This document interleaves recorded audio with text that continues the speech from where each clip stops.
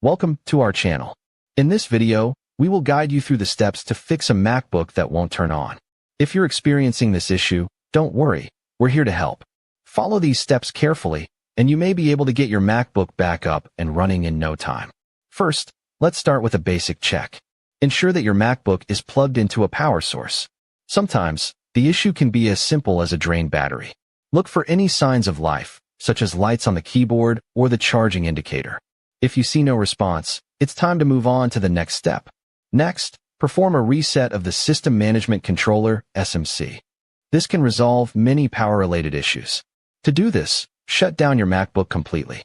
Then, press and hold the Shift, Control, Option keys, and the power button simultaneously for about 10 seconds. Release all keys, and then press the power button again to turn on your MacBook. If your MacBook still won't turn on, try booting in safe mode. To do this, turn on your Mac and immediately press and hold the Shift key. This will load only essential software and can help you troubleshoot further.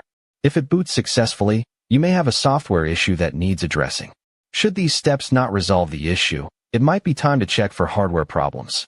Inspect your MacBook for any visible damage or loose connections.